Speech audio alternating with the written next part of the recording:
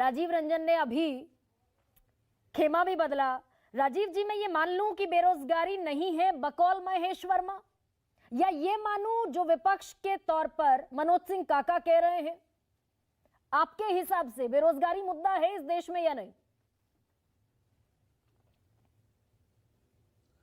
देखिए, मैं आपकी बात का जवाब देने के पहले आपने अभी समाजवादी पार्टी से एक सवाल पूछा था कि बेरोजगारी और महंगाई को मुद्दा आपने बनाया, लेकिन देश में 5 राज्यों के जब चुनाव हुए तो हिंदी पट्टी के तीनों राज्यों में इसका कोई असर नहीं था और लोगों ने नरेंद्र मोदी जी के नेतृत्व में अपनी आस्था व्यक्त की। लेकिन राजीव जी, मेरे ही प्रोग्राम में मैं आप इसलिए रोक रही हूं आपको, गढ़ नहीं पा रहे हैं। मेरे ही प्रोग्राम में आप ये बता चुके हैं कि इलेक्शन प्योरली मैनेजमेंट का खेल है, प्रबंधन का खेल है।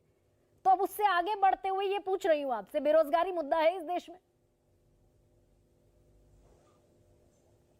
नहीं, मैंने आपके इलेक्शन मैनेजमेंट को लेकर मैंने जिस संदर्भ में कहा था वो मैं आपको याद दिला रहा हूं कि समाजवादी पार्टी अगर वहां राजभर की पार्टी से 2 लोगों को अपने साथ लाने में कामयाब हुई और भारतीय जनता पार्टी ने उनके विधायकों को तोड़ लिया, तो किसको आप नैतिक कहेंगे और किसको अनैतिक कहेंगे? वहां मैंने कहा कि प्रबंधन महत्वपूर्ण था।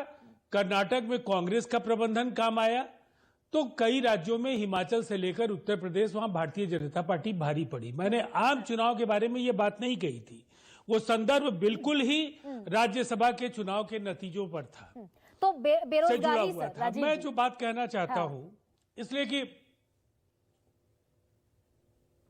देखिए, मुझे ऐसा लगता है मुझे पहले कुछ तो बोल लेने दीजिए जिससे मैं आपको आपके पहले सवाल का तो जवाब दे दूं, फिर सप्लीमेंट्रीज का जवाब दे दूंगा।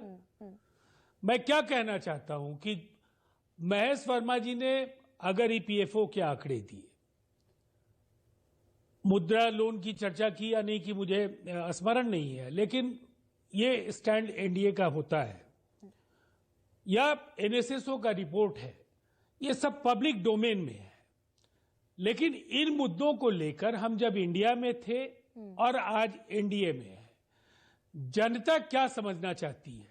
जनता उम्मीदों के साथ नरेंद्र मोदी जी को देख रही है और आपको नकार रही है। उसकी वजह क्या है?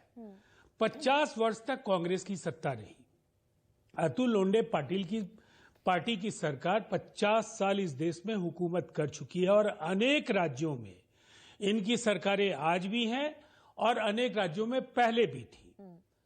समाजवादी पार्टी की सरकार उत्तर प्रदेश में भी रही है। हमारी सरकार ने तो अभी 4 लाख नौकरियां दी, 4.5 लाख कॉन्ट्रैक्चुअल एम्प्लॉइज को राज्यकर्मी का दर्जा दिया, लगभग 5 लाख लोगों के लिए रोजगार के अवसर उपलब्ध कराए। नहीं, उसका तो क्रेडिट तेजस्वी यादव लेते हुए नजर आते हैं। वो 17 साल बनाम 17 महीने पर आ जाते हैं कि नीतीश कुमार तो पहले कहते थे कि पैसा कहां से आएगा, ये हमारा क्रेडिट है। अब सुन लीजिए ना, नीतीश कुमार जी की छवि पर कई सवाल उठाने का उन्हें अधिकार है।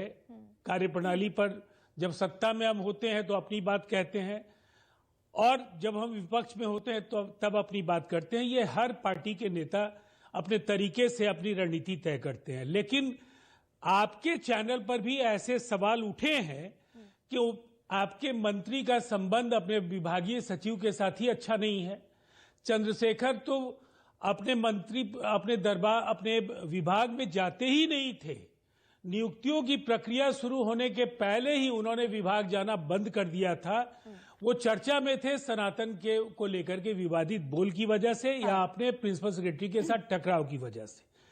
ये दृढ़ निश्चयी नेता की पहचान है। नीतीश कुमार जी बोलते कम है, लेकिन चाहे बिहार की आधारभूत संरचना हो। पर लाना चाहती हूँ आपको, और मेरी इल्तजा है आपसे, विनम्र निवेदन भी है कि आप आए उस सवाल पर। आपने कहा बिहार में आपने नौकरियां बांटी, यानी कि युवाओं के लिए जरूरत है नौकरी आज के देश में, आज के वक्त में, ये तो मानते हैं आप?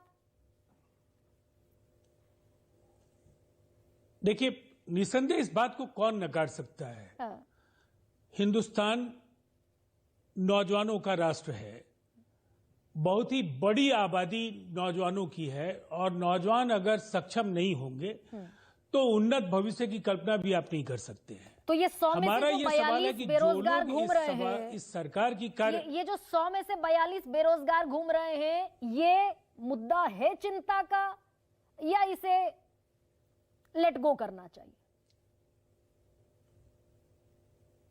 नहीं, मुझे ऐसा लगता है ये सवाल खड़े करने वाले लोग अपने 50 साल का, आपने व्हाइट पेपर का जिक्र किया, श्वेत पत्र जारी करने का, इस मुद्दे को तार्किक परिणति पर पहुंचाने का अगर नैतिक बल है तो कांग्रेस और समाजवादी पार्टी से लेकर तमाम उन दलों को अपने अपने राज्य की नौकरियों से जुड़ी हुई उपलब्धियों को साझा करना चाहिए, रोजगार से जुड़े उपलब्धियों को साझा करना चाहिए और तब पलटवार करना चाहिए। इसलिए कि आपके ही इस पैनल में सीएसडीएस ने अपनी ओर से, संजय जी ने ये कहा था कि आप नैरेटिव नहीं गढ़ पा रहे हैं इन मुद्दों को लेकर। उस समय इंडिया को हम लोग रिप्रेजेंट कर रहे थे, एकदम ठीक कह रहे हैं राजीव जी जनता आप। के बीच आप लेकिन इन संजय मुद्दों को कुमार ने पहुंचाने में उसी क्यों प्रोग्राम विफल रहे में, हैं? संजय कुमार ने जी। उसी प्रोग्राम में ये भी बताया था कि जहां जहां विधानसभा के चुनाव हुए वहां के अधिकांश लोग ये मान रहे हैं सर्वे में कि बेरोजगारी है।